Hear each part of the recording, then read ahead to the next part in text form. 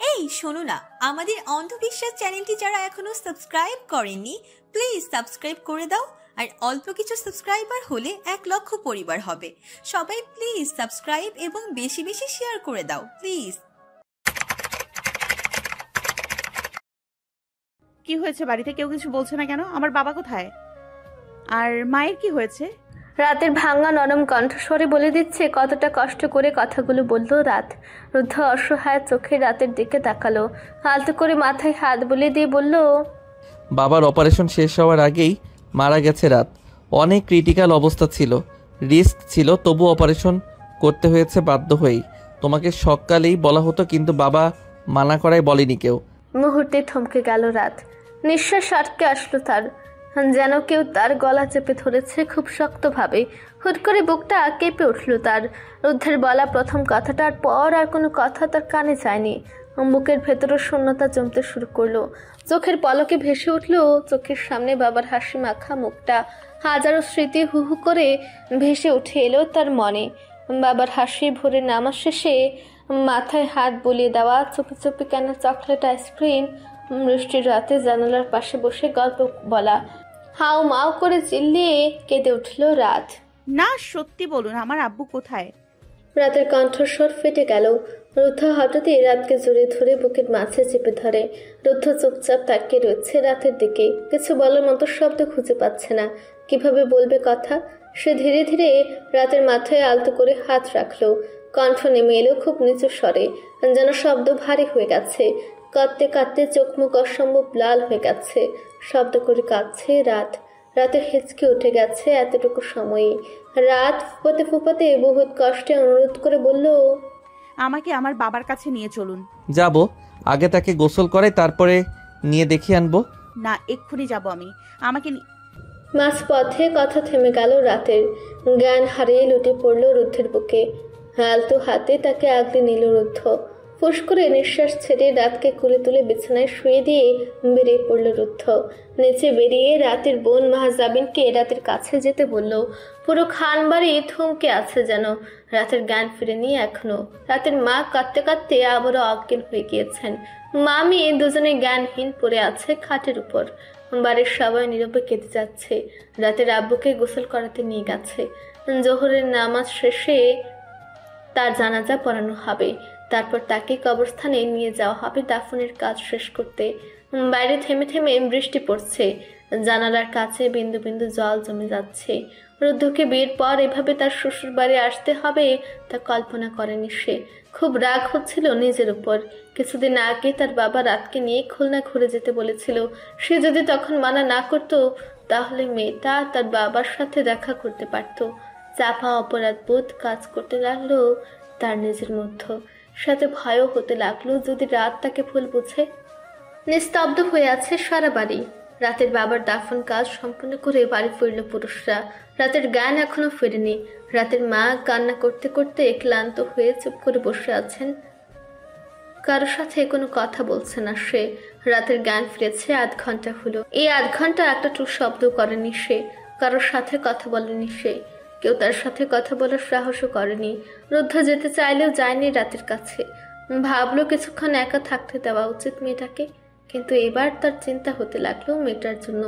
এতক্ষণ বাইরে বসে থাকলেও আর থাকতে পারলো না সে। পা বাড়ালো রাতের রুমের দিকে। রুমে গিয়ে দেখলো বিছানার উপর থ মেরে বসে আছে রাত। চোখের পানি গালের উপর দিয়ে শুকিয়ে আছে তার। রুদ্ধকে দেখে ক্ষেপে তেড়ে আসলো রাত। রুদ্ধ কিছুটা থমকে গেল। সে যা ভেবেছিল, যার ভয় পেয়েছিল সেটাই হলো। আপনি এখানে কি করছেন? স্বার্থপর লোক একটা, চলে যান এখান থেকে। কেন এসেছেন এখানে? আমি তো কেউ হই না আপনার। আমি তো একটা অপরিচিত বাইরের মেয়ে। রুদ্ধ থ মেরে গেল। সে ভেবেছিল হয়তো তাকে 2-3টার বেশি কথা শোনাবে, কিন্তু তাই বলে এভাবে বলবে সেটা সে আশা করেনি। রাত, তোমার শরীর ভালো না, কাছে এসো। কি হতো? হ্যাঁ, 2টা দিন আগে আমাকে বাসায় নিয়ে আসলে কেন? তখন না বলেছিলেন আমি আপনার জন্য আসতে পারিনি, আমি আপনার জন্য দেখতে পারিনি আমার বাবাকে। রাত, কি করছোটা কি? রাত শুনল না। রুদ্ধের হাত ধরে টেনে তাকে রুম থেকে বের করে দিল রাত। রাত নেমে এসেছে ধরনীর বুকে। বাড়ির লোকজন কমে এসেছে। রাতের একজন প্রতিবেশী আজ রাতের খাবার দিয়ে গেছেন তাদের। রাত এখনো তার রুম থেকে বের হয়নি, কারোর সাথে কথা বলেনি। রুমের দরজা বন্ধ করে বসে আছে চুপচাপ। রুদ্ধ থ মেরে বসে আছে। ভালো লাগছে না তার কোনো কিছু। মেয়েটা কেন তার সাথে কথা বলছে না? নিজের রুমে চুপচাপ শুয়ে আছে রাত। চুলগুলো এলোমেলো উস্কো খুস্কো হয়ে আছে তার। কান্না করতে করতে চোখ মুখ লাল করে ফেলেছে সে। চোখ ফুলে আছে তার। লাল রক্তিম আভা ধারণ করেছে তার নরম ওষ্ঠজোড়া। দরজা খুলেনি সে। কারোর সাথে কথা বলেনি এখন পর্যন্ত। ওরা কিভাবে পারলো তাকে তার বাবার সাথে দেখা না করে নিয়ে যেতে? হুট করে বিছানা ছেড়ে দাঁড়িয়ে পড়ল রাত। দ্রুত পায়ে দৌড়ে রুম থেকে বেরিয়ে গিয়ে দাঁড়ালো বাবা মায়ের রুমের সামনে। রুমে ঢুকতে চোখ পড়ল তার বিধ্বস্ত হয়ে থাকা মায়ের চোখ জোড়ায়। সেখানে বিছানায় চুপ করে বসে আছে তার মা। মাকে এভাবে বসে থাকতে দেখে শান্ত দৃষ্টিতে তাকালো মায়ের দিকে।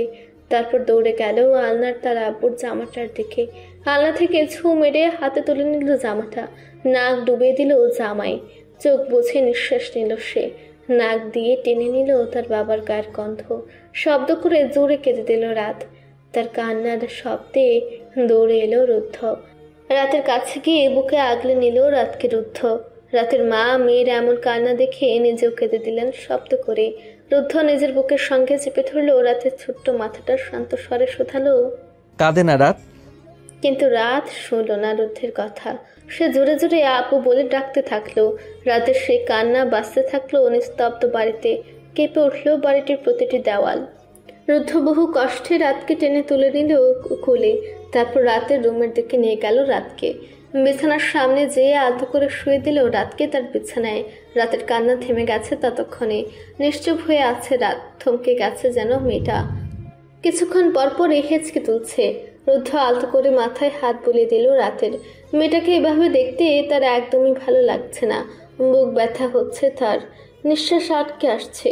মেয়েটার হাসি, মেয়েটার কান্না আজকাল খুব গভীরভাবে প্রভাবিত করে তাকে। এর কারণ জানা নেই তার।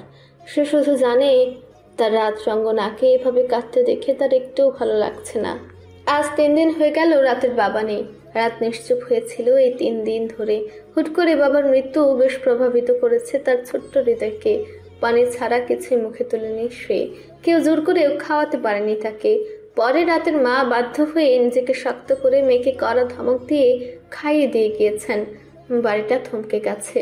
রুদ্ধের বাবা আহাদ আব্রাহাম এবং রানু বেগম রাতের বাবার মৃত্যুর সংবাদ শোনার সঙ্গে সঙ্গে রওনা দিয়েছিল ঢাকা থেকে খুলনার উদ্দেশ্যে। রাতের মধ্যে এসে পৌঁছেছিলেন খুলনার খানবাড়িতে। জামিনা বানু আসতে পারেননি তার হাঁটুর ব্যথার কারণে। এত দূর জার্নি করা তার পক্ষে সম্ভব নয়। শুভ্রাও আসতে পারেনি। তার দেখাশোনা করতে থেকে গেছে সেখানে। আজ 3 দিন ধরে তারাও রাতের মুখটা দেখতে পারেনি। রাত নিজেকে বন্দি করে রেখেছে নিজের রুমে। ভীষণ ভালোবাসত সে তার বাবাকে। হুট করে এত দ্রুত তার বিয়ে দিয়ে দেওয়ার জন্য রাগ করে কথা বলেনি সে এতদিন বাবার সাথে। তাতে তার বাবা অভিমান করে এভাবে ফাঁকি দিয়ে চলে গেল তাকে ছেড়ে। রুদ্ধ টানা 3টা দিন ধরে রাতের মায়াবী মোহ মিশ্রিত মিষ্টি মুখখানা দেখতে পায়নি। অস্থির হয়ে আছে তার মনটা। অনেকবার দেখা করতে গিয়েও পারেনি। রাত কথা বলেনি তার সাথে। দরজাটা খুলেনি পর্যন্ত। আজ আসর বাদে মিলাদের আয়োজন করা হচ্ছে মসজিদে। মিলাদ শেষে রওনা দিবে তারা। মা বাবা চলে যাবে। তাকে ফিরতে হবে। ভার্সিটি থেকে বহু কষ্টে 3 দিন ছুটি ম্যানেজ করতে পারলেও কাল তাকে বাধ্যতামূলক উপস্থিত থাকতে হবে। খুব গুরুত্বপূর্ণ একটা মিটিং আছে কালকে। সেখানে অ্যাটেন্ড করতেই হবে। মিলাদ শেষে রাতের সাথে দেখা করে কথা বলবে ভাবল রুদ্ধ। রুদ্র সেই দিন রাতে চলে গেছে ঢাকায়। সে নতুন জয়েন করেছে, তাই তাকে ছুটি দেওয়া হয়নি। তাই বাধ্য হয়ে ফিরে যেতে হয়েছে তাকে। রুদ্ধই তাকে যেতে বলেছিল। কিছু অফিসিয়াল কাজ করা তারও বাকি ছিল। সেগুলোর দায়িত্ব এই রুদ্রকে দিয়েছে সে। মিলাদ শেষে রাতের সাথে সবাই দেখা করতে গেল। রানু বেগম গিয়ে বুকে আগলে নিলেন রাতকে। আহাদ আব্রাহাম গিয়ে আলতো করে মাথায় হাত রাখলেন রাতের। রুদ্ধ আর চোখে তাকিয়ে আছে রাতের দিকে। কিন্তু রাত নিষ্ঠুর রমণীর মতো আচরণ করছে।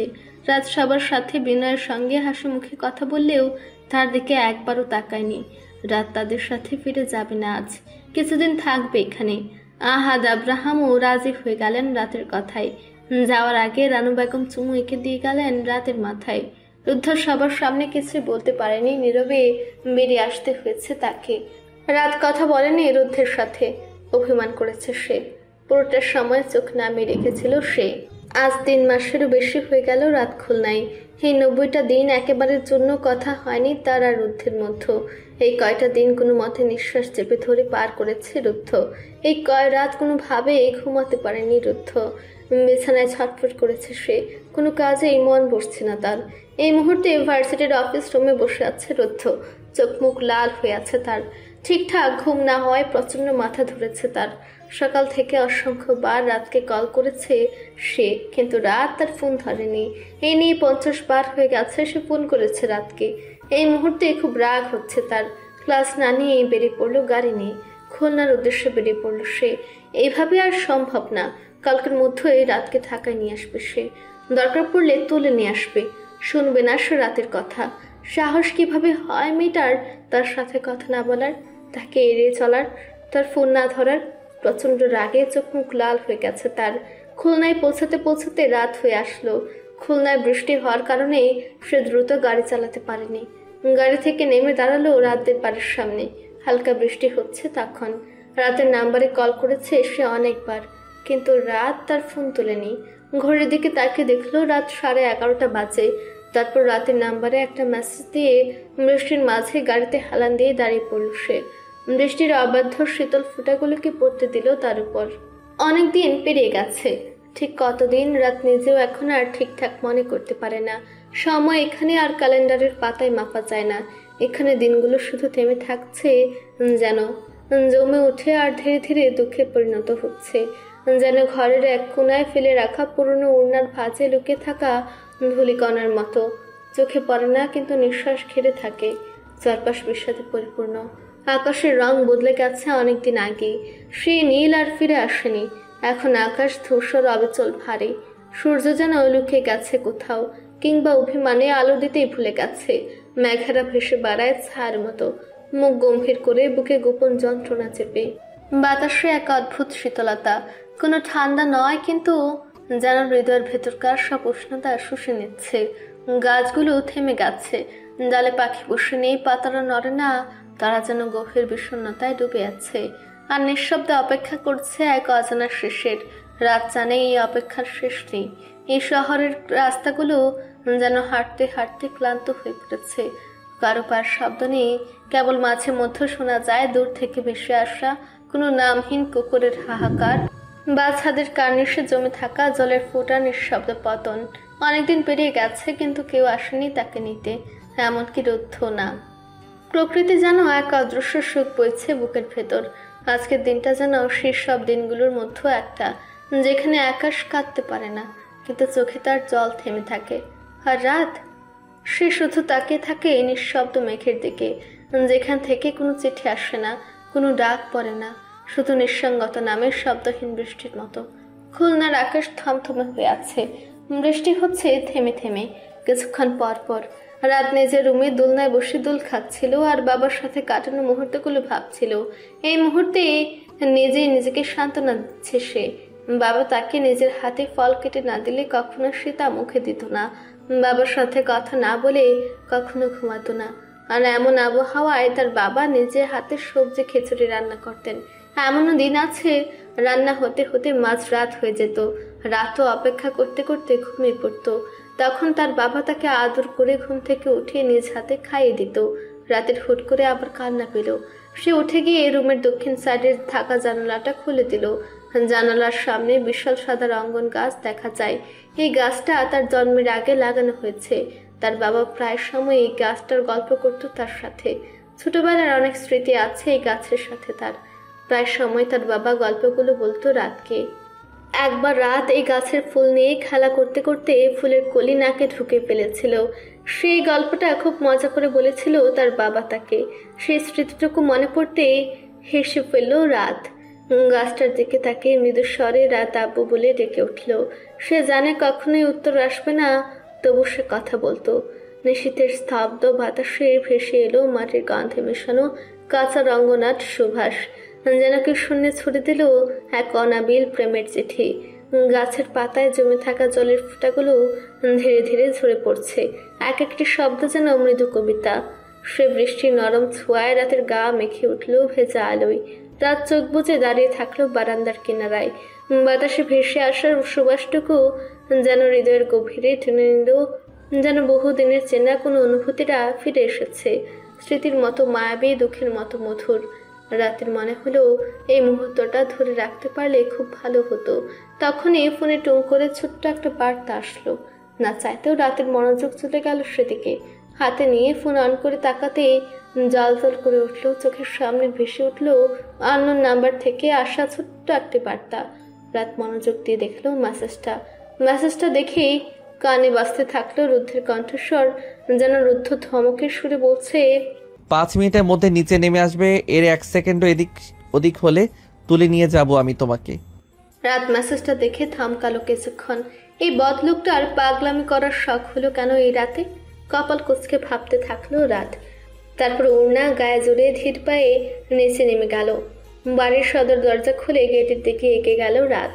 তখন চোখে পড়লো গাড়ির সামনে হেলান দিয়ে দাঁড়িয়ে আছে রুদ্ধ। বৃষ্টির অবাধ্য কণাগুলো ছুঁয়ে দিচ্ছে তাকে। চোখে মুখে অসম্ভব লাল হয়ে আছে তার, চোখ মুখে ক্লান্তির ছাপ স্পষ্ট। রাত রুদ্ধের সামনে গিয়ে দাঁড়িয়ে জিজ্ঞেস করলো, আপনি এত রাতে এখানে কি করছেন? আর আর বৃষ্টির মধ্যে পাগলের মতো দাঁড়িয়ে আছেন কেন? এসেছেন কেন তাই বল। রুদ্ধের চোখ রাতের দিকে যেতেই থমকে গেল সে। শান্ত দৃষ্টিতে তাকালো তার দিকে। তারপর রাতের কথা শেষ হতে না দিয়ে ছু মেরে টান দিয়ে বসিয়ে দিল গাড়ির ভেতর। রাত কিছু বুঝে ওঠার আগেই রুদ্ধ গাড়ির ড্রাইভিং সিটে বসে চালানো শুরু করেছে গাড়ি। রাত কিছু না বুঝে অবুঝের মতো তাকিয়ে আছে রুদ্ধের দিকে। হয়েছেটা কি এই পাগল লোকটার? এমন করে আছে কেন? আর কোথায় বা নিয়ে যাচ্ছে তাকে? রাত জিজ্ঞেস করতে চেয়েও করতে পারল না ভয়তে। চোখ মুখ দেখে বোঝা যাচ্ছে বেজায় ক্ষেপে আছে তার গরিলাটা। কিন্তু এভাবে ফুলে বুম হয়ে থাকার কারণটা কি? রাগ তো তার করার কথা। আজ 3 মাস হয়ে গেল সে এখানে, অথচ একবারের জন্য রুদ্ধ কেন আসলো না তার কাছে? খুলনার আকাশ আজ যেন এক দীর্ঘশ্বাস ফেলা কবি। নীলচে অন্ধকারের গায়ে জড়ানো ধোয়াটে মেঘের চাদর, আর তার বুক চিরে নেমে আসছে শ্রাবণের ভারী অশ্রু। বৃষ্টির শব্দে কিছুই শোনা যাচ্ছে না। গাছগুলো মাথা নিচু করে দাঁড়িয়ে, যেন শ্রদ্ধায় নিঃশব্দ শ্রোতা তারা। রাস্তার বাতিগুলো কাঁপছে ভিজে হাওয়ায়, তাদের আলো যেন ভাঙা স্বপ্নের মতো অর্ধেক স্পষ্ট অর্ধেক ধোয়াটে। রুদ্ধ গাড়ি এনে থামিয়েছে এক জনশূন্য জায়গায়। গাড়ির লাইটটা অফ করে দিতে চারপাশে ঘুরঘুটে অন্ধকারে ঠেকে গেল।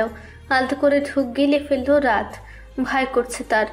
গাড়ি থামিয়ে নিজের মাথাটা রুদ্ধ সিটে এলিয়ে দিল। চোখ বন্ধ করে আছে সে। রাত আর চোখে তাকালো সেদিকে একবার, তারপর থেমে থেমে বলল, আমরা কোথায়? শেষ করতে পারল না রাত। আচমকা তার নিজের উপর ভারী কি হামলে পড়তে কেঁপে উঠল সে। রুদ্ধ নিজের ওষ্ঠের ভাঁজে লুকে নিল রাতের নরম কোমল সরু ঠোঁট জোড়া। রাত বুঝে ওঠার আগেই আরো দৃঢ় হতে লাগলো সে চাপ। কেঁপে উঠল রাত। 2 হাতে খামচে ধরল রুদ্ধের কলার। চোখ খিচে বন্ধ করে শরীরের ভার ছেড়ে দিল রুদ্ধের বাহুতে। রাত নই পড়তেই রাতকে টেনে নিজের কুলে বসালো রুদ্ধ। তারপর রাতের গলায় মুখ ডুবিয়ে আলতো করে চুমু খেয়ে সরে আসলো। রাত ড্যাব ড্যাব করে চেয়ে রইল রুদ্ধের দিকে। রুদ্ধ আবার আগের মতো করে মাথা এলিয়ে দিল সিটে। নিজেকে পাগল লাগছে তার। এ মেয়ে পাগল বানিয়ে দিয়েছে তাকে। তারপর চোখ মেলে উঠে বসে রাতকে কোলে নিয়ে কোনো কথা না বলে গাড়ি স্টার্ট দিল আবার খান বাড়ির উদ্দেশ্যে। রাত তখন পুরোই মিউট করে চলে গিয়েছে। হলোটা কি এই পাগলের? এমন করলো কেন হুট করে? খান বাড়িতে আজ হই হুল্লোড় লেগে গেছে। রুদ্ধ মানে বাড়ির বড় মেয়ে জামাই বাড়িতে আসায়। রাতের মা ও চাচি বুঝে উঠতে পারছে না মেয়ে জামাই এসেছেন, কি করবেন, দুজনে অস্থির হয়ে আছেন। রুদ্ধকে দেখে তারা শরবত করে নিয়ে এসেছেন 3 রকমের। তারপর উঠে গিয়ে আবার আরো নাস্তা পানি আনতে গেলে রুদ্ধ তাদেরকে শান্ত হতে বলল। সে এখন এগুলো কিছুই খাবে না। তাই তারা বেশি কিছু না করে রুদ্ধকে রুমে ফ্রেশ হতে বলে তারা দুজনে রান্নাঘরে পা বাড়িয়েছেন। রাত চুপচাপ নিজের মা চাচির মাতামাতি দেখছে বসে বসে। তার এখন ভালো লাগছে না, কারণ সে খুব ভালোভাবে বুঝেছে সকাল হলেই এই লোক তাকে নিয়ে ঢাকায় ছুটবে। রুদ্ধ সবার সাথে কথা বলে রাতের রুমে পা বাড়ালো ফ্রেশ হতে। নিজের সাথে জামা কাপড় কিছু আনেনি সে, তাই মিনহাজে তুলে রাখা জামা কাপড়ে পরতে হবে তাকে এখন। রাত হাতে করে রুদ্ধের জন্য জামা কাপড় নিয়ে তার রুমের দিকে গেল। রুমে গিয়ে রুদ্ধকে উদাম গায়ে দেখে কিছুটা ফুরকে গেল রাত। তবু কোনো দিকে না তাকিয়ে কোনো কিছু না বোঝার ভান করে কোনো মতে রুদ্ধের হাতে টি শার্টটা দিয়ে রুম থেকে বেরিয়ে যাবে। তখনই রুদ্ধ আজকা টানে তাকে কুলের উপর বসিয়ে দিল। তারপর ঠোঁট কামড়ে রাতের দিকে তাকালো। রাত রুদ্ধের এমন কাণ্ডে কপাল কুঁচকে তাকালো রুদ্ধের দিকে। সঙ্গে সঙ্গে নিজেকে ছাড়ানোর চেষ্টা করে বিরক্ত গলায় বলল, আজকে হয়েছেটা কি আপনার? হ্যাঁ, একের পর এক নির্লজ্জের মতো কাজ করে যাচ্ছেন, সমস্যা কি? এভাবে উদাম গায়ে আমাকে ধরেছেন কেন, তাও আবার কোলের ওপর বসিয়ে? ছি, লজ্জা লাগে না? হুম, লাগে না। চুপচাপ মাথা মুছে দাও তো। বৃষ্টির পানি লেগেছে মাথায়, না মুছলে মাথা ভার হয়ে থাকবে। কুইক, নিজের ওড়না দিয়ে সুন্দর করে মুছে দাও তো রাত। শখ কত নিজে করে নিন তো, ছাড়ুন আমাকে।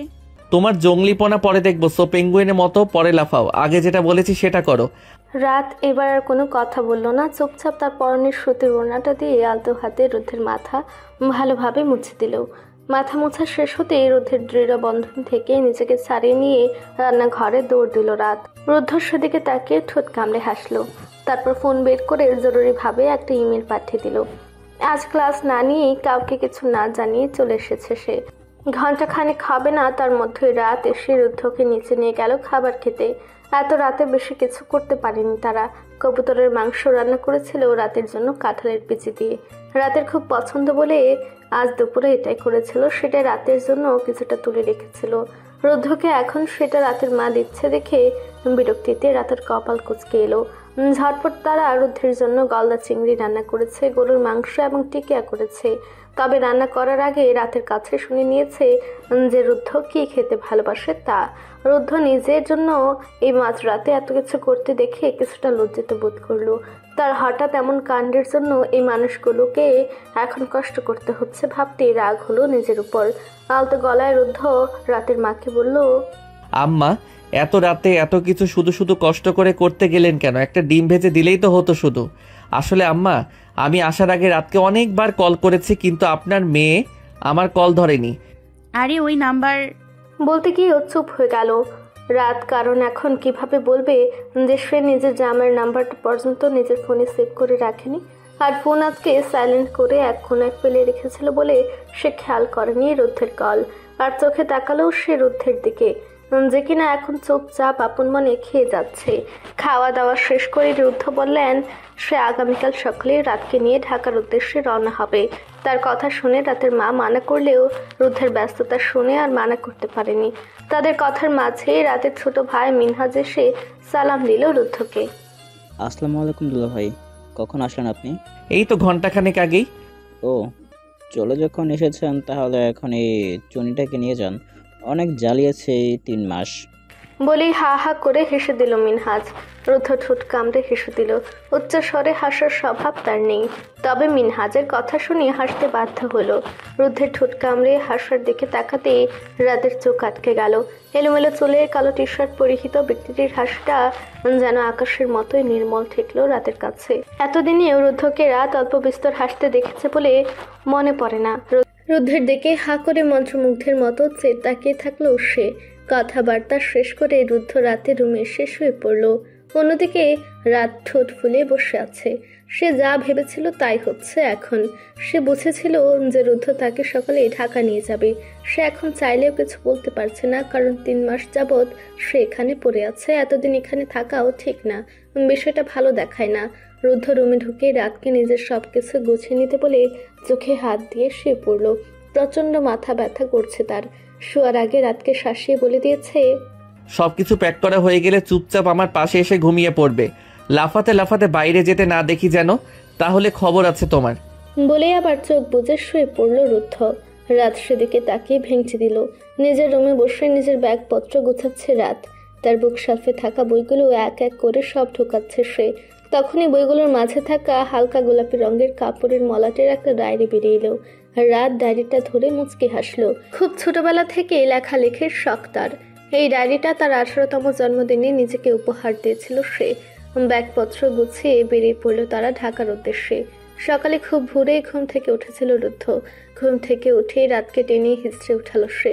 রাতের মা সকালে তাদের জন্য পরোটা ও গরুর মাংস রান্না করেছিল। সকালের নাস্তা সেরে ঢাকার উদ্দেশ্যে রওনা দিয়েছিল তারা।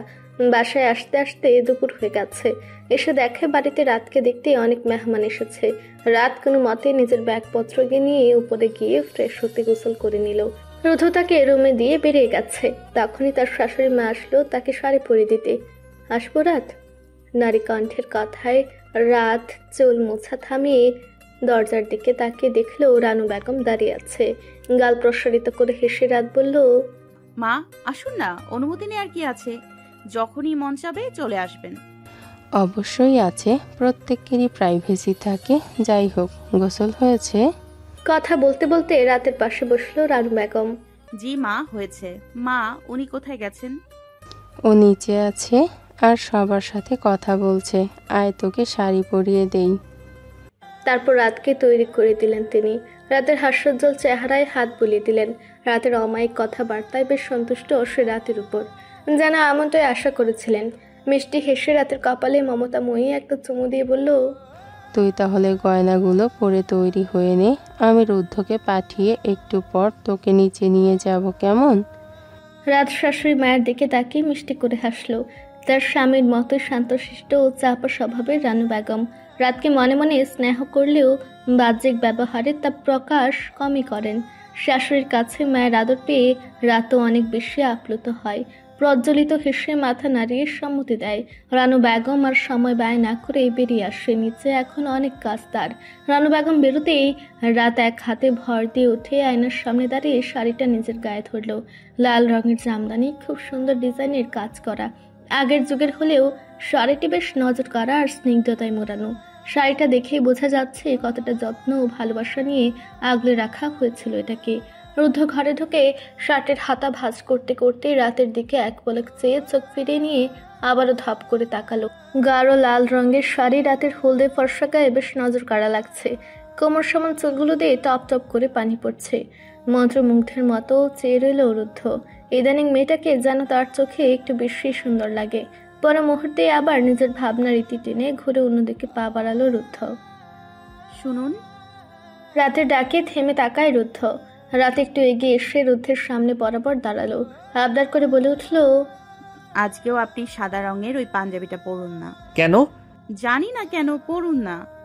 রুদ্ধ ফুস করে নিঃশব্দে শ্বাস ছাড়লো। তারপর পাঞ্জাবিটা হাতে নিয়ে ওয়াশরুমে পা বাড়ালো। রুদ্ধ ওয়াশরুমে ঢুকতে শুভ্রা নাচতে নাচতে রুমে ঢুকলো। এই সেই রাতকে জড়িয়ে ধরে আদর আদর করে বলল, ও ভাবি মনি, ফাইনালি তুমি আসলা। শুভ্রার এমন কাণ্ডে রাত হেসে ফেললো। শুভ্রাকে দু হাত দিয়ে জড়িয়ে ধরে বলল, আমার ননদিনীটা কেমন আছে? ফার্স্ট ক্লাস হয়ে গেছি তোমাকে দেখে ভাবি মনি। তারপর শুভ্রার সঙ্গে রাত নিচে নেমে গেল। বাড়িতে অনেক অতিথি এসেছে তাকে দেখার জন্য। সবাই রুদ্ধের নানা বাড়ির লোকজন। বাড়ির মেহমান ফিরতে বিকেল গড়িয়েছে। রুদ্ধের কিছু কাজ থাকায় সে বাইরে গেছিল। হুট করে সব কাজ ফেলে ভার্সিটি থেকে চলে আসায় এখন সেগুলো করতে হবে তাকে। গুরুত্বপূর্ণ কিছু ফাইলস আর কাগজপত্র নিতে গিয়েছিল তাদের ইউনিভার্সিটির এক প্রফেসরের কাছে। সেখান থেকে ফিরতে রাত বেশ হয়েছে। এসে রানু বেগম খাবার জন্য জোরাজুরি করতে সে বাধ্য হয়ে ঘরে না এসে নিচ থেকে রাতের খাবার সেরে একেবারে উপরে উঠে আসলো। বাম হাতে থাকা দামি হাত ঘড়িটায় চোখ বুলিয়ে দেখলো রাত 11:30 বাজে। রাতকে নিচে না দেখে মায়ের কাছে জিজ্ঞেস করেছিল রাতের কথা। রানু বেগম বলল তার নাকি মাথা ব্যথা করায় সন্ধ্যা থেকেই ঘরে শুয়ে, এখনো রাতের খাবারও পড়েনি পেটে। কি করছে কে জানে। ঘরের সামনে এসে সাবধানে হাতি দরজার নব মুচড়ে ঢুকলো ঘরে। রুমে ঢুকতেই চোখ পড়লো বিছানায় শুয়ে থাকা রাতের দিকে। বিছানায় এলোমেলো ভাবেই ঘুমিয়ে আছে রাত। পা বাড়িয়ে এগিয়ে গেল রুদ্ধ তার দিকে। বালিশ থেকে মাথা সরিয়ে ঘাড় কাত করে শুয়ে আছে মেয়েটা। এই মেয়েটা এত এলোমেলো কিভাবে ঘুমায় সে বোঝে না। সে ঠিক যতটাই ছিমছাম স্বভাবের, তার রাত রঙ্গনা ঠিক ততটাই অগোছালো অপক্ষ স্বভাবের। দুই মেরুর মানুষ কি করে এক বন্ধনে আবদ্ধ হলো সে এখনো বুঝে পায় না। ফুস করে একটা নিঃশ্বাস ছাড়লো রুদ্ধ। রাতের দিকে এক পলক চেয়ে আলমারি থেকে একটা টি শার্ট আর ট্রাউজার নিয়ে ওয়াশরুমে ঢুকলো। মিনিট কয়েক ব্যয় করে ফ্রেশ হয়ে চেঞ্জ করে বেরোলো। আজ সারাদিন যে নিজের কাজে সময় দিতে পারেনি। সকালে রাতের জন্য আর দুপুরে মেহমান আসায় বেডসাইড টেবিল থেকে ল্যাপটপটা হাতে নিয়ে সোফাতে গিয়ে বসলো। শাটার তুলে জলজল করা স্ক্রিনে তাকিয়ে আঙুলের চালনায় খটখট শব্দ করে নিজ কাজে মনোযোগ দিল। বেশ ঘন্টাখানেক সময় নিয়ে ক্লাসের কয়েকটি প্রজেক্ট তৈরি করে ঘাড় পিঠ কেমন ঠাস ধরল রুদ্ধের। স্ক্রিন থেকে চোখ সরিয়ে সোফাতে গা এলিয়ে দিল। এই মুহূর্তে একটা কফির ভীষণ দরকার। অন্যদিন তো রাতে এসে সময় কফি দিয়ে যায় বলে তাকে আর কষ্ট করে বানাতে হয় না। হুট করে কি মনে হতেই ঘাড় মৃদু কাত করে রাতের দিকে তাকালো রুদ্ধ। কয়েক মুহূর্ত এক দৃষ্টিতে চেয়ে থেকে ধাপ করে উঠে বসলো। ভীষণ অদ্ভুত অনুভূতি হচ্ছে তার। রাত বিছানায় এলোমেলো ভাবে ঘুমে বোধ। এক হাত মাথার কাছে আরেক হাত টান করে রেখেছে। প্যাটের উপর থেকে শরীরের আঁচল সরে গিয়ে মেদহীন ফর্সা উদরের অর্ধেকাংশ উন্মুক্ত হয়ে আছে, আর সেখানে পুফি পা তুলে আরাম করে ঘুমিয়ে আছে। এক পায়ের উপর থেকে শাড়ি সরে প্রায় হাঁটুর নিচ অব্দি স্পষ্ট দৃশ্যমান। পা থেকে মাথা অব্দি অবলোকন করলো রুদ্ধ। এবার নিজেকে কেমন বেপরোয়া লাগছে তার। এমন অনুভূতি নিতান্তই নতুন তার নিকট। সামনে শুয়ে থাকা রমণীর এমন অবাধ স্বরূপে হুট করে কেমন ঘোর লেগে আসলো রুদ্ধের। জোরে নাক টেনে নিঃশ্বাস নিল রুদ্ধ। বারবার চেষ্টা করেও চোখ ফেরাতে পারল না রুদ্ধ। তার মাথায় অবাধ্য এক অনুভূতির প্রখরতা ছেয়ে গেল। শুকনো ঢুক গেলে গলা ভেজে উঠে দাঁড়ালো। একটু একটু করে এগিয়ে গেল রাতের কাছে। একদম রাতের গা ঘেঁষে দাঁড়ালো। মধ্য নিশতি রাতের নিস্তব্ধতায় রাত ঘন ঘন নিঃশ্বাস ছাড়ার ফুসফুস শব্দই বিরতিহীনভাবে বেজে চলেছে রুদ্ধের কানে। আবার চোখ বোলালো রাতের শরীরে। মুখ থেকে আঁচলটা সরে গেছে নিঃশ্বাসের সাথে। কণ্ঠনালীর উঠা নামা দেখে রুদ্ধের কেন জানি ছুঁয়ে দিতে ইচ্ছে হলো তা।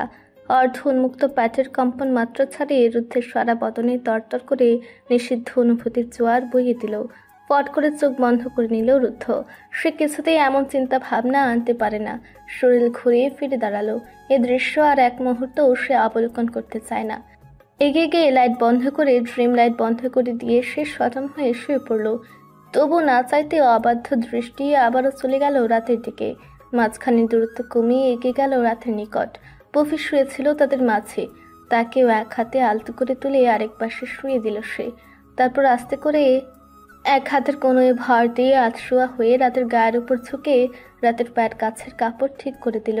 তারপর আলতো করে বুকের আঁচল ঠিক করার জন্য আঁচল ধরতেই রাত টিপ টিপ করে চোখ খুলে তাকালো।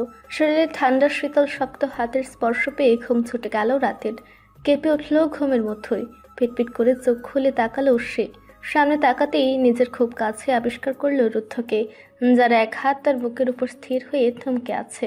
অজানা আতঙ্কে অভিভূত হলো রাতের। আচমকা লাফিয়ে উঠল সে। আকস্মিক ভয়ে জোরে শব্দ করে কিছু বলতে নিলেই রুদ্ধ তার হাত বুক থেকে তুলে রাতের নরম ঠোঁটজোড়া চেপে ধরল। ভয়ে আটকে ঘন ঘন শ্বাস ফেলে বারবার চোখের পলক ফেলল রাত। রুদ্ধ রাতের মুখের উপর মুখে নিয়ে ফিসফিসিয়ে বলল, হুশ, নড়ে না, ভয় পেও না। আমি শুধুই তোমার শাড়ির আঁচলটা ঠিক করছিলাম, আর কিছুই না। আর শাড়ি পরে ঘুমিয়েছো কেন তুমি? হ্যাঁ। রাতের বুকের ভেতরে ডিপ ডিপ শব্দ তার নিজ কান অব্দিও স্পষ্ট বাজছে। পুরুষালী স্পর্শের উপস্থিতি এত কাছ থেকে পেয়ে সারা বদনেই তার শিহরণ ধরেছে। কথার সাথে আছড়ে পড়া রুদ্ধের গরম প্রশ্বাস রাতের এলোমেলো অনুভূতির প্রগাঢ়তা বাড়িয়ে স্নায়ুতন্ত্রের তাড়না বাড়িয়ে দিল। অদ্ভুত শিহরণে গা কাঁপছে তার। কাঁপা কাঁপা হাত উঠিয়ে খামচে ধরল ঠোঁটের উপর রাখা রুদ্ধের হাত। চিকন সরু নরম হাতের স্পর্শ পেতে কেঁপে উঠল রুদ্ধের বক্ষস্থল। রাতের হাতের উত্তপ্ততা যেন চামড়া ভেদ করে ভেতরে বেঁধল রুদ্ধের হাতে। ভাবলো এত গরম কেন মেয়েটার হাত? জ্বর এসেছে? রাতের কাঁপা কাঁপা ঠোঁটজোড়া থেকে হাত সরিয়ে কপালে রাখলো রুদ্ধ। না, জ্বর তো নেই, তবে এত কেন গরম মেয়েটার হাত? ঠিক আছো? নরম সুরে বলা রুদ্ধের প্রশ্নে রাত অপলক চেয়ে ভীষণ আস্তে করে বলল, হুম হুম হুম মা বলল তোমার নাকি মাথা ব্যথা করছে, এখন ব্যথা কমেছে? হুম হুম হুম নরম স্বরে বলল রাত। রুদ্ধের একদম অন্যরকম লাগলো রাতকে। এভাবে আদরের স্বরে আগে কখনো বলেনি রাত। হুট করে রুদ্ধের শরীরে ঠান্ডা শীতল স্রোত বয়ে গেল। হালকা রঙের ড্রিম লাইটের আলোয় রাতের জলজল করা চোখের দিকে চাইল রুদ্ধ। অপলক দৃষ্টি স্থির তার দিকেই। শুকরে নিঃশ্বাস টেনে জিভ দিয়ে ঠোঁট ভিজে নিল। রাত এখনো স্থির তার দিকে তাকিয়ে। চাহনিতে নেই আগের মতো অপ্রস্তুততা। রুদ্ধ যেন নিজের ভেতরের ডানা ঝাপটান অনুভূতির প্রতিফলন স্পষ্ট দেখল রাতের চোখে। চোখ থেকে দৃষ্টি নামিয়ে আনলো ঠোঁট পর্যন্ত। মুখের বাপসের ছন্দময় ক্রিয়াটাও যেন এক মুহূর্তের জন্য থেমে গেল। লালাবো পাতলা ঠোঁটের বিরামহীনভাবে কম্পন রুদ্ধের ভেতরটা নাড়িয়ে দিল যেন। গলা থেকে বুক অব্দি শুকে কাঠ হলো অজানা তেষ্টার চোটে। সরে আসতে নিলেও কোনো অদৃশ্য টান যেন ধরে রাখছে। না দৃষ্টি না সে নিজে কিছুতেই সরতে পারছে না। মন্থর গতিতে একটু একটু করে এগিয়ে নিল মুখ। একে অপরের নিঃশ্বাসের প্রবল উচ্ছ্বাস আছড়ে পড়েছে দুজনের মুখে। রুদ্ধ নিজের মধ্য নেই, আর নাইবা আছে রাত নিজে। এগিয়ে আসতে আসতে মাঝের দূরত্ব একেবারে খুঁজে গেল দুজনের নাক ঠোঁট প্রায় ছুঁই ছুঁই। রাত নিজের অসম্ভব কম্পন ধরা হাত তুলে রুদ্ধের বুকের কাছে টি শার্ট খামচে ধরল। এমন অসংলগ্ন মুহূর্তে রাতের এই অস্থির স্পর্শ যেন চুম্বকের মতো আকর্ষণ ধরালো রুদ্ধের সারা বদন। দু চোখ সক্রিয়ভাবে বুঝে এলো, পুরো অধর যুগল ছুঁয়ে দিল রাতের নরম তুলতুলে উষ্ঠজোড়া। না চাইতে অজান্তে দুটো মনের প্রখর উন্মাদনা ভীষণ অনাকাঙ্ক্ষিত ভাবেই আলিঙ্গন করলো। বেসামাল বেহুশ বেপরোয়া হয়ে মিশে গেল দুজনের অধর। রুদ্ধ তার শক্ত দৃঢ় বাম হাতখানা গলিয়ে দিল রাতের নরম উদরের ভাঁজে, আর ডান হাতে রাতের ঘাড়ের পেছনে রাখলো। হাত রুদ্ধের কলার ছেড়ে গালে গিয়ে ঠেকলো। পুরুষালী ঠোঁটে শুষে নিল রাতের অধরামৃত। গাঢ় হতে লাগলো সে চাপ। থেমে থেমে কেঁপে উঠল রাত। পুফি তখন পাশে মাথা উল্টো করে শুয়েছিল। তার মামা পাপাকে একসাথে দেখে কিছু না বুঝে পিটপিট করে তাকিয়ে রইল। অনবরত পুফির ডাকে চোখ বন্ধ রেখে কপালে ভাঁজ পেল রুদ্ধ। ঘুমে বুঝে আসা চোখটা অনিচ্ছা সত্ত্বেও খুলে তাকালো। দেয়াল ঘড়িতে 8:17 9টায় তার ক্লাস। সময়ের কাটার অবস্থান বুঝতেই রুদ্ধের ঘুম ছুটে গেল। তড়িঘড়ি করে উঠে ওয়াশরুমে ঢুকলো। সময় স্বল্পতার কারণে 10 মিনিটের মধ্যে ফ্রেশ হয়ে বেরিয়ে এলো। আয়নার সামনে দাঁড়িয়ে নীল রঙের শার্টটার বোতাম লাগাতে লাগাতে চোখ গেল নিজের বুকের উপর। একদম মাঝখান বরাবর তীক্ষ্ণ নখের আঁচড়ের দাগ। ফর্সা বুকে লাল হয়ে আসা নখের দাগ চোখে বাঁধতেই রুদ্ধের গত রাতের কথা মনে পড়ে গেল। নিবিড় অবাধ্য আলিঙ্গনে আবদ্ধ হয়ে রুদ্ধ রাতের নরম ঠোঁটজোড়ায় ডুবে সব ভুলে ঠিক কতখানি সময় মত্ত ছিল তা হিসেবের বাইরে। হুট করে অদ্ভুতভাবে সৃষ্ট শীতল পরিবেশ আর একে অপরের শরীরের উষ্ণতায় দীর্ঘ একটা মুহূর্ত পার হওয়ার পর মুখ তুলে তাকালো রাতের আধো নিদ্রাচ্ছন্ন ঘোর লাগা চোখ দুটিতে। একভাবে মায়াবিষ্ট চাহনিতে চেয়ে আছে তার রাত রুদ্ধের দিকে। রুদ্ধের তখন ভীষণ ইচ্ছে জাগলো রাতের ঘন পাপড়ে বিশিষ্ট আখি যুগল আপন হাতে ছুঁয়ে দিতে। কিন্তু তখনই রাতের চোখ থেকে গড়ে পড়ল 2 ফোঁটা অশ্রুবিন্দু। ফুঁপে উঠল মেয়েটা। চমকে উঠে ফুসফুরল রুদ্ধের। সে কি করছিল এতক্ষণ? সাময়িক আবেগে বশীভূত হয়ে এত বড় ফুলটা সে কি করে করতে পারল? নিজের ব্যক্তিত্বকে যেন ভীষণ ঠুনকো লাগলো রুদ্ধের। সে কি করে পারল না নিজেকে সংযত করতে?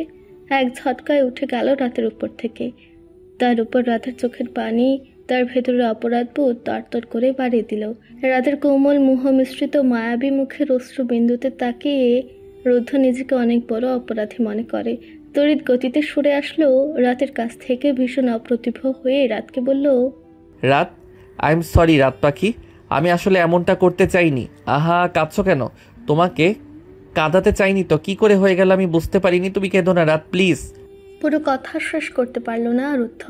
তার আগে রাত উঠে জড়িয়ে ধরল রুদ্ধকে। কিন্তু রুদ্ধ এবার আর রাতকে ধরল না। রাত রুদ্ধের স্পর্শ না পেয়েও প্রচণ্ড শক্ত করে জড়িয়ে ধরল ছোট্ট হাত জোড়া দিয়ে, যেন রুদ্ধের বুকের মধ্যে ঢুকে যেতে পারলে শান্তি পাবে সে। কিন্তু মানুষটা যেন আর আঁকড়ে ধরতে চাইছে না তাকে। তবু রাত খোলা বুকটাতে নিবিড়ভাবে মাথা পেতে রইল। নিঃশ্বাস ভরে রুদ্ধের গায়ের ঘ্রাণ নিতে লাগলো রাত, যে ঘ্রাণে নিজেকে মাতোয়ারা করে ফেলেছে সে। তার রুদ্ধকে এখন একদমই ছাড়তে ইচ্ছে হচ্ছে না। মিশে থাকতে ইচ্ছে হচ্ছে তার রুদ্ধের সঙ্গে। সে এই পাগল লোকটাকে কিভাবে বোঝাবে যে সে এই লোকটাকে অসম্ভব ভালোবেসে ফেলেছে? তার সান্নিধ্য পাওয়ার জন্য ব্যাকুল হয়ে আছে তার হৃদয়। হৃদয়ের এমন উঠা পড়া অদম্য অনুভূতিগুলো তাকে বেহায়া নারী করে তুলছে যেন। বুকের মাঝে শ্রী নামক মেয়েটা যখন লেপ্টে বাঁধ ভাঙল অনুভূতির জোয়ারে ভাসমান, তখন রুদ্ধ নিজের ভেতর সৃষ্টি হওয়া অনুভূতিগুলোকে স্ব-স্ব-গণ্ডিতে আগলে নিল। অদম্য চাহিদার প্রখরতাকে বাড়তে না দিয়ে রুদ্ধ এক হাতে আগলে শুয়ে দিল বিছানায়। ছোট্ট করে বলল, রাত, হুম হুম হুম ঘুমাও। রাতের জিদ্দি মন যেন মুহূর্তে শান্ত হয়ে গেল। রুদ্ধের চোখের দিকে চেয়ে নিজের ভেজা ভেজা দৃষ্টিতে তাকিয়ে রইল বহুক্ষণ। স্বামী হওয়া সত্ত্বেও রুদ্ধ নিজেকে আদর্শ পুরুষের পরিচয় দিয়ে সামলে নিল সকল পীড়াদায়ক অনুভূতি। নিগড় প্রলোভন সামলে পরম আবেশে চুপচাপ রাতকে টেনে নিয়ে দুবাহুর মাঝে জড়িয়ে ধরল। ফোন বেজে উঠতেই ভাবনাচ্যুত হলো রুদ্ধ। গত রাতের অনাকাঙ্ক্ষিত কথাটা মনে করতে যেন হারিয়ে গেছিল। নিজের অনুভূতিগুলোকে যেন মরিচিকার মতোই ঠেকছে। কিছু মানুষ কারো জীবনে বিনা অনুমতিতে প্রবেশ করে, অন্তরে তার মায়া আর টান দিয়ে এত গভীরভাবে দাগ কেটে ফেলে যে সে মানুষটার সকল অভ্যাস আর স্বভাবের সাথে ব্যক্তিত্বকেও নাড়িয়ে দেয়। অহর্নিশ শুধু বেনামি চিন্তা ভাবনা আর চুম্বকের ন্যায় টানে সেই মানুষটার পানে।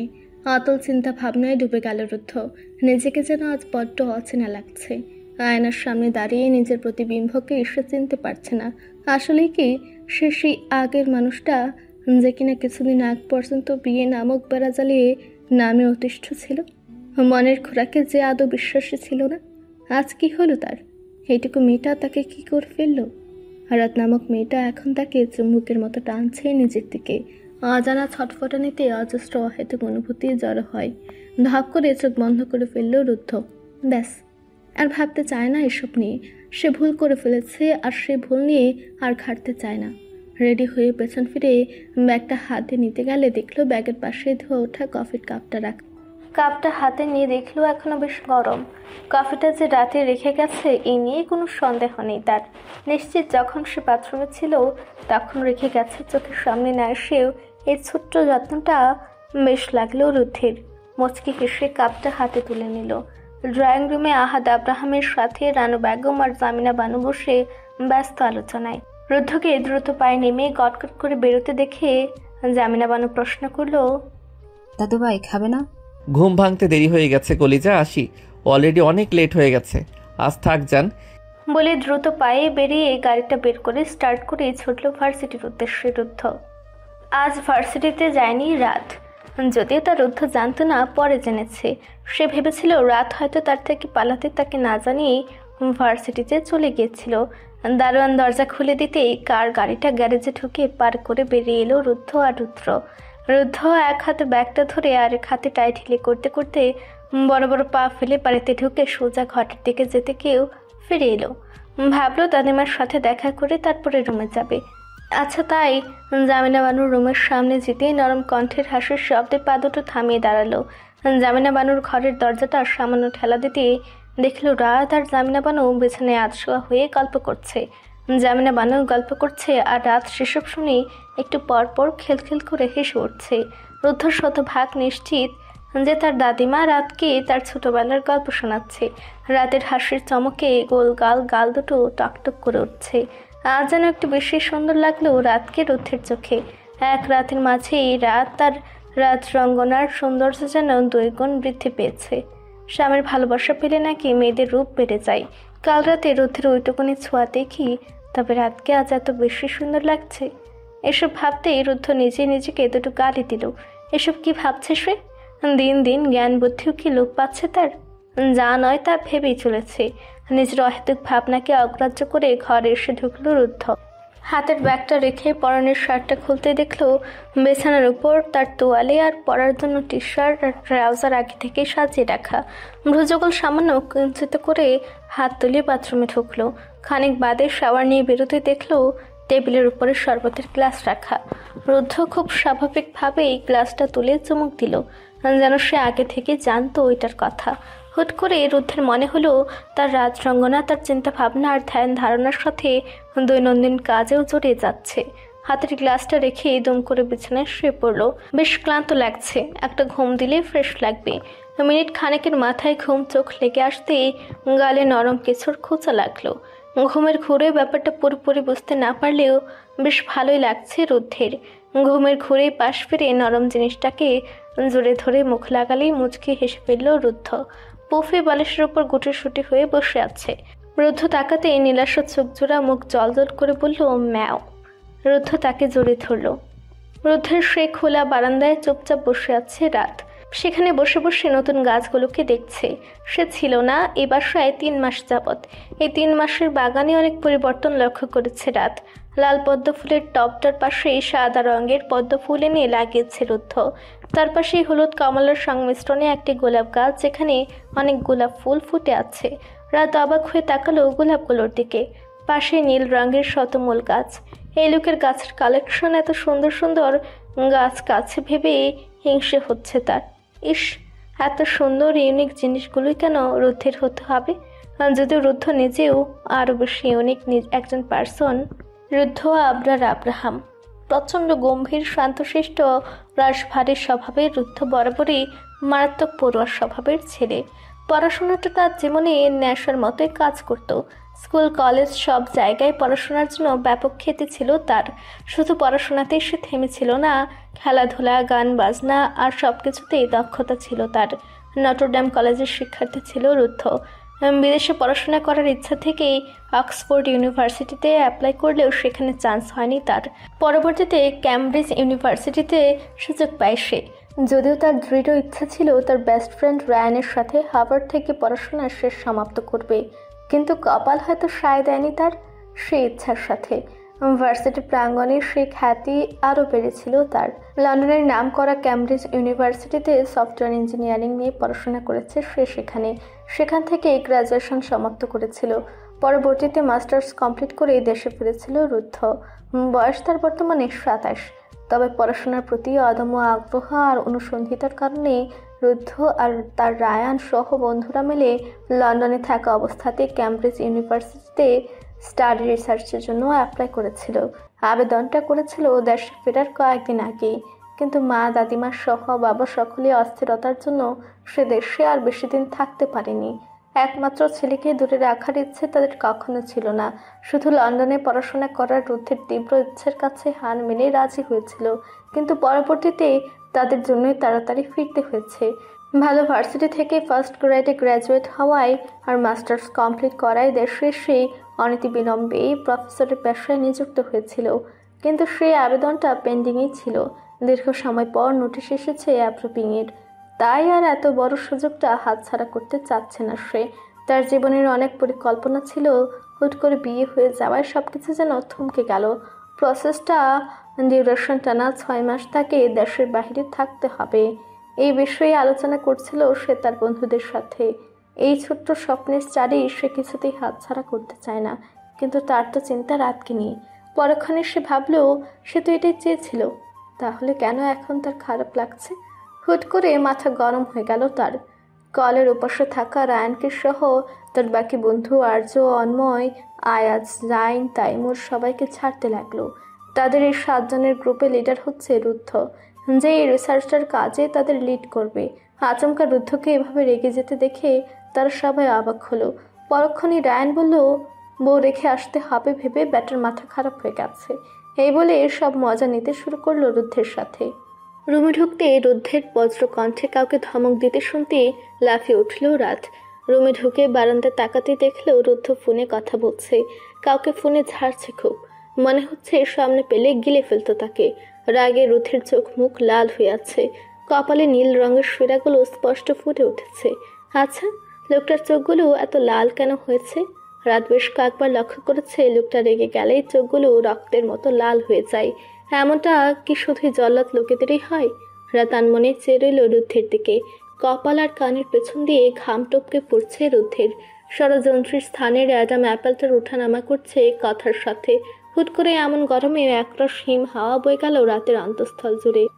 কেমন নাম ঠিকানাহীন বেওয়ারিশ অনুভূতিরা স্পষ্ট ঝাপটে উঠল বুকের ভেতর। অস্থিরতার এক অন্য মাত্রায় যোগ হলো, যা একেবারে নতুন, অন্যরকম। এসব ভাবতে ভাবতে কাভার থেকে একটা শাড়ি বের করে পা বাড়ালো ওয়াশরুমের দিকে। গোসল শেষে কোনো রকমে ওয়াশরুমের মধ্যে শাড়ি পরেছে রাত। সে ঠিকভাবে শাড়ি পরতে পারে না, আজ বহু কষ্টে পড়েছে। রাতকে আগোছালো ভাবে শাড়ি পরতে দেখে রুদ্ধা ললাটে ভাঁজ পড়ল। কিভাবে শাড়ি পরেছো তুমি? যেটা পরতে জানো না সেটা পরতে যাও কেন? আমি তো ঠিকঠাক ভাবেই পড়লাম। হ্যাঁ, তো পেছনে ঘাড়ের কাছে থাকা তিলটা যে দেখা যাচ্ছে সেটা ঢাকবে কে? রুদ্ধার এমন কথার জন্য রাত মোটেও প্রস্তুত ছিল না। হাত বাড়িয়ে পিঠের পেছনে হাত দিতে দেখলেও বড় গলার ব্লাউজটার পিঠ বেশিরভাগই উন্মুক্ত, যার ফলে পিঠ সহ তার ভেতরের অন্তর্পাশটা স্পষ্ট। তড়িৎ গতিতে ঘুরে দাঁড়ালো রাত। লজ্জায় তার গাল গরম হয়ে গেল, কিন্তু রাত লজ্জা থেকে বাঁচতে আয়নার সামনে থেকে সরে দাঁড়ালেও অন্যদিকে ঘুরে দাঁড়ানোর ফলে পিঠটা রুদ্ধের দিকেই করে রেখেছে। রুদ্ধ ফুস করে একটা নিঃশ্বাস ছাড়ল। এই মেয়ে তাকে পাগল করে ফেলবে। শুকনো ঢুক গেলে গলা ভিজে এগিয়ে এলো। কাপা হাতেই রাতের ব্লাউজের ফিতায় হাত দিতেই কেঁপে উঠল রাত। ঘাড় ঘুরিয়ে রুদ্ধের চোখে চেয়ে আবারও মুখ ফিরিয়ে নিয়ে মিনমিন করে বলল, আমি পারবো তো, থাক। শাট আপ, মুখটা বন্ধ রাখো। কোনো কাজ ঠিক মতো পারো তুমি, ইডিয়েট? বলে ব্লাউজের ফিতাটা বেঁধে দিল। রুদ্ধের উষ্ণ গরম শ্বাস আর ঠান্ডা হাতের মৃদু স্পর্শে কেঁপে কেঁপে উঠছে রাত। পুরুষালী স্পর্শে বারবার তার শরীরে ঝঙ্কার তুলছে। চোখ মুখ খেঁচে খামচে ধরল পরনের শাড়ি। রুদ্ধ সরে যেতেই কোনো মতে রুম থেকে দৌড়ে পালালো রাত। রুদ্ধ ঠোঁট কামড়ে হেসে ফেলল রাতের দৌড় দেখে। রাতের খাওয়া দাওয়া আজ বেশ দ্রুত শেষ হয়েছে। রাত আস্তে ধীরে দরজার নব মুচড়ে ঘরের ভেতরটায় উকি দিল। পুরো ঘর ফাঁকা। ওয়াশরুমের ভেতর থেকে পানির ট্যাপের টুপটুপ শব্দ আসছে। এই সুযোগে লোকটা বাইরে আসার আগেই রাত ফটাফট বিছানায় গিয়ে চাদর মুড়ে শুয়ে পড়ল। কোনো মতন রাতটা কাটাতে পারলে সে বাঁচে। সকাল হতেই পালাবে, তাও মুখোমুখি হতে চায় না। ফ্রেশ হয়ে বেরোতেই রুদ্ধ দেখলেও রাত আপাত মস্তক চাদরে থেকে চিত হয়ে শুয়ে আছে, কোনো নড়চড় ছাড়াই। সে ভ্রুকুচকে তাকালো একবার। মেয়েটা তার থেকে পালিয়ে বেড়াচ্ছে, এটা স্পষ্ট বুঝতে পেরেও কোনো প্রতিক্রিয়া করল না। সে নিজেও এক প্রকার রাতের সামনে না পড়লেই বাঁচে। উফ, যখনই মেয়েটা তার সামনে পড়ে কোনো না কোনো ঘটনা সে ঘটিয়ে ফেলে। তা না হলে এমন অস্বস্তির পাহাড় কিছুতেই ঘিরে ধরতো না। তারপর সে নিজেও বিছানায় গিয়ে উল্টো পাশ হয়ে শুয়ে পড়ল। বেশ অনেকটা সময় পার হয়ে গেছে। রাত চাদরের তলে চুপটি করে শুয়ে থাকলেও ঘুম মোটেও আসছে না। তার উপর এই ভ্যাপসা গরমে চাদর মুড়ে থাকা যায় নাকি? রুদ্ধ লাইট বন্ধ করে দিয়েছে, অনেক সময় হয়ে গেছে। এতক্ষণে নিশ্চিত ঘুমিয়েও গেছে। ভেবে চাদরের ফাঁক দিয়ে চোখ বের করে দেখলো রুদ্ধ উপাস ফিরে শুয়ে আছে। কোনো সারা শব্দ নেই। রুদ্ধ ঘুমে ভেবে রাত চাদরটা সরিয়ে দিল। এবার বেশ শান্তি লাগছে, কিন্তু তাও ঘুম আসার নাম নেই। রুদ্ধ পাশে শুয়ে একটু পরপর এপাশ ওপাশ করছে। মাঝে মধ্যে মাথায় হাত বোলাচ্ছে আর বিরক্তিতে মৃদু শব্দ করছে। কোনো কারণে স্থির হচ্ছে না। রুদ্ধের কার্যক্রম রাতের চোখে ধরা দিতেই সে উঠে বসল। কিছুক্ষণ অবলোকন করে নিজের ভেতরের সমস্ত বিব্রতবোধ সরিয়ে দিয়ে এগিয়ে গেল। রুদ্ধ চোখ বুজে আছে। ইতস্ততভাবে রাত স্পর্শ করলো রুদ্ধের কপাল। জ্বর আছে কিনা বোঝার চেষ্টা করলো। না, শরীরের তাপমাত্রা তো স্বাভাবিক। কিছুক্ষণ নিভৃতে কেটে যাওয়ার পর মুহূর্তে আসল ব্যাপারটা বুঝতে পেরে রাত হাজারো ইতস্তত বোধ নিয়ে হাত টেনে নিয়ে গেল রুদ্ধের চুলের দিকে। খুব সন্তর্পণে চুলগুলো টেনে দিতে লাগলো। প্রচণ্ড মাথা ব্যথার দাপটে অসহ্য পীড়ন অনুভূতির মাঝে মাথায় নরম হাতের স্পর্শ পেতে রুদ্ধের ঠোঁটের কোণে ফুটে উঠল কিঞ্চিৎ হাসির রেখা। আনমনে ভেতরের অদ্ভুত প্রশান্তি জুড়ে গেল। প্রাগাঢ় তন্দ্রা ঘুরে আচ্ছন্ন হলো সে। ধরণীতে ভোরের আলো ফুটতে শুরু করেছে এক প্রহর আগে। পাখির কিচিরমিচির কলধ্বনি আর হিম অনিলে স্নিগ্ধ সকালের পরিবেশ। বারান্দার সফেদ পর্দা ভেদ করে দিয়ে মৃদু মন্দ বাতাসে ঘরের ভেতরটাও আচ্ছাদিত। অন্যদিনের তুলনায় আজ কিছুটা আগেই ঘুম ছুটে গেল রাতের। ঘুমে আধবোধা চোখ খুলে পিটপিট করে তাকালো। ঈষৎ নাড়াচাড়া করতে গিয়ে অনুভব হলো সে কারো দৃঢ় বন্ধনে আবদ্ধ। ভ্রুকুচকে চোখ টান টান করে তাকালো। গতকাল রাতে রুদ্ধের চুল টেনে দিতে দিতে ওভাবেই ঘুমে গেছে। স্পষ্টভাবে তাকাতেই দেখলেও ঘুমের ঘুরে রুদ্ধ তার কোমর জড়িয়ে ধরে আছে। অজান্তেই মুখ জুড়ে একটা হাসি ফুটে উঠল রাতের। রুদ্ধের চেহারার পানে তাকাতেই হাসিটা আরো সমৃদ্ধ হলো। রুদ্ধের চুলগুলো এলোমেলো ছড়িয়ে ছিটিয়ে আছে কপালে। শুষ্ক ঠোঁট দুটির রুক্ষ শুষ্ক অবস্থা। কালো বর্ণের টি শার্টটা আষ্টে পৃষ্ঠে জড়িয়ে আছে শরীরে। এই প্রথম নিজের স্বামীকে কাছ থেকে এভাবে খুঁটিয়ে দেখলো রাত। মোহাগ্রস্ত হলো অগোছালো পুরুষটির উপর। অত্যন্ত সুপ্তভাবে মনের বৃহৎ একটি জায়গা জুড়ে বরাদ্দ হলো একান্ত পুরুষটার নামে। লজ্জায় দৃষ্টি নত হলো রাতের। মাধীন গালটাতে রুক্তিম আভায় সজ্জিত হলো। একবার নিজের অবস্থান পর্যবেক্ষণ করলো রাত। কাল রুদ্ধের মাথায় হাত বুলিয়ে দিতে দিতে কখন যে ঘুমিয়ে গেছে বুঝতেই পারেনি। একপাশে কাঁধ হয়ে আতশোয়া হয়ে সারা রাত অতিবাহিত হওয়ায় পিঠে কেমন ঠাস ধরে এসেছে রাতের। হাড় মেরুদণ্ডের আশপাশ জোরে সূক্ষ্ম ব্যথার আবির্ভাব হয়েছে। রুদ্ধের দিকে এক নজর চাইল। ঘুমের ঘুরে চোখের পাতা নড়ছে। এলোমেলো চুলগুলো অবিন্যস্ত হয়ে পড়ে আছে। রাত মুচকে হেসে হাত গুলিয়ে দিল রুদ্ধের চুলের মাঝে। ঘুমের মাঝে নড়ে চড়ে উঠল রুদ্ধ। স্পর্শ আরো নিবিড় হতে রাত পুরো জমে গেল। লজ্জায় কুকড়ে যাওয়ার অবস্থা। প্রখর কাঁপন ছড়িয়ে গেল সর্বাঙ্গে। আরও কিছুক্ষণ অতিবাহিত হলে রাত খুব সতর্কতার সঙ্গে রুদ্ধকে ছাড়িয়ে নিল নিচ থেকে, যেন তার ঘুম না ভাঙে। এমন অপ্রীতিকর পরিস্থিতিতে আবারও পড়তে চায় না সে। রুদ্ধের দৃঢ় বন্ধন ছাড়িয়ে উঠে ওয়াশরুমে ঢুকলো ফ্রেশ হতে। আজও রাত ভার্সিটিতে যায়নি। রুদ্ধর সকালে নাস্তা করে বেরিয়ে গেছে ভার্সিটির উদ্দেশ্যে। যাওয়ার সময় বলে গেছে আজ তার ফিরতে দেরি হবে। দুপুরের খাওয়া দাওয়া শেষ করে রাত পফিকে নিয়ে এসেছে সেই খোলা বারান্দায়। রোদ উজ্জ্বল দিনে আজ বারান্দায় ঘুরতে খুব ভালো লাগছে রাতের। আসার সময় হাতে করে তার সেই গোলাপি রঙের কাপড়ের মলাটি ডায়েরি টানতে ভুলেনি। হালকা গোলাপি রঙের কাপড়ের উপর সাদা সুতো ছোট্ট ছোট্ট ফুলের গোটা গোটা নকশা করা। খুব আদর দিয়ে যেন তৈরি ডায়েরিটা। পদ্ম ফুলের টব দুটোই লাল পদ্ম আজ ফুটেনি, কিন্তু শুভ্র রাঙা পদ্ম ফুটে আছে দুইটা। তার পাশে শতমূল গাছে নীল রঙের ফুলগুলো উজ্জ্বল হয়ে আছে আর রোদের আলোয়। বারান্দার বরাবর মতো এই সাদা রঙের হাজারি গোলাপ গাছটা জুড়ে শুভ্র রঙা ফুল ফুটে আছে।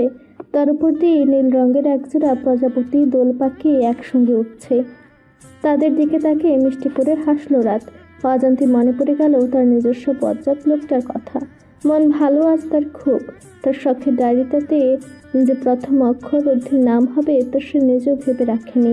নিজের অজান্তে লিখে ফেলেছিল সে রুদ্ধির নামটা যখন ডায়েরিটা হাতে পেয়েছিল সে বইগুলো গোছানোর সময়। সে কথা মনে পড়তেই মুচকি হেসে ফেলল রাত।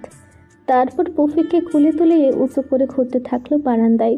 তখন বাতাসে তার পাতলা সুতির হালকা কুসুম রঙের শরীর আঁচলটা পরে ভাসতে থাকলো বাতাসে। যেন মনে হচ্ছে আকাশ থেকে নেমে আসা রোদকন্যা, যে গায়ে নরম কোমল রোদের আলো মেখে আছে। রাতে নরম হয়ে বাঁকানো বোচা নাকে গুজে থাকা স্বর্ণের ছোট্ট নাকফুলটাও জল করে উঠল রোদের এক ফোঁটা রোশনি তাতে লাগা মাত্রই। এই মুহূর্তে রুদ্ধ যদি রাতকে দেখত নিঃসন্দেহে তার নিঃশ্বাস আটকে আসতো। রাতের হুট করে এই রুদ্ধকে খুব মনে পড়তে লাগলো। লোকটা কি পারে না তাকে একটু কল করতে? সে তো চাইলে রুদ্ধকে কল করতে পারছে না। সে কিভাবে করবে? তার কাছে তো রুদ্ধের নাম্বারটাও নেই। তবু আজ কেন জানি মন খারাপ হলো না রাতের।